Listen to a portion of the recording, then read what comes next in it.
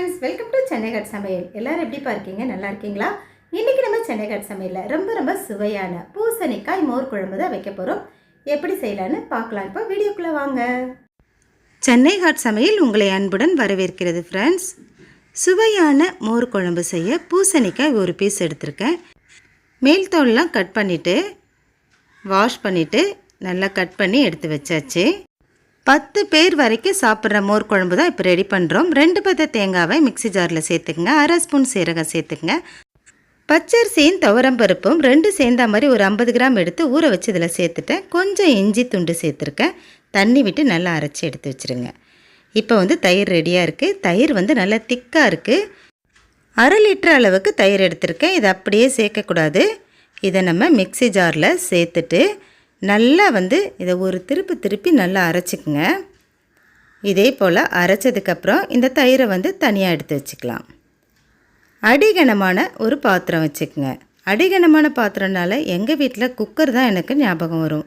ஒரு 3 ஸ்பூன் அளவுக்கு ஆயில் சேர்த்துட்டு கடுகு உளுத்தம்பருப்பு கொஞ்சம், பச்சை மிளகாய் காஞ்ச மிளகாய் 2 சேர்த்து கொஞ்சம் போட்டுக்குங்க. கருவேப்பிலை கொஞ்சம் சேர்த்தாச்சு.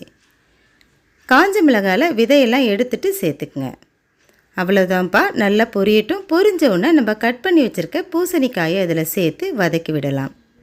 பொதுவாகவே நம்ம வெயிலெல்லாம் போயிட்டு வந்தால் பாடி ஹீட் ஆகிடும். அதுக்கப்புறம் நமக்கு கண் எரிச்சல், அடிவயிறு வலியெல்லாம் இருக்கும். எது சாப்பிட்டாலுமே நமக்கு செட் ஆகாது. அந்த மாதிரி நேரத்தில் பூசணிக்காய் மோர் குழம்பு 2 வேளை எடுத்துக்கங்க. இப்போ உப்பு சேர்த்து நல்லா வதக்கி விட்டாச்சு. அரைச்சது இதில் சேர்த்துடலாம். முதல்ல அந்த தண்ணியை சேர்த்துருக்கேன். ஒரு கொதி கொதிச்சதுக்கப்புறம் அரைச்சி வச்ச பச்சரிசி, தேங்காய், துவரம்பருப்பு எல்லாத்தையும் இதில் நான் சேர்த்துட்டேன். இப்போ நல்லா கலந்து விட்டு கொஞ்சம் நேரம் வேக விடுங்க. கொஞ்சம் வெந்து வந்ததுக்கப்புறம் மஞ்சள் பொடி சிறிதளவு சேர்த்துக்குங்க.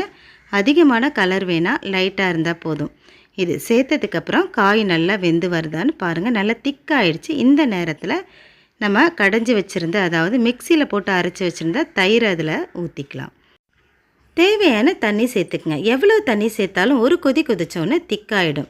இந்த அளவுக்கு பக்குவத்துக்கு வந்ததுக்கப்புறம் இதில் கொஞ்சம் பெருங்காயம் சேர்த்துட்டு, பெருங்காய பவுட்ரு தான் சேர்க்குறேன், கொஞ்சம் சேர்த்துட்டு கொத்தமல்லி இலை இருந்தால் நல்லா கட் பண்ணி இதில் சேர்த்துக்குங்க. சுவையான மோர் குழம்பு ரெடி ஆயிடுச்சு.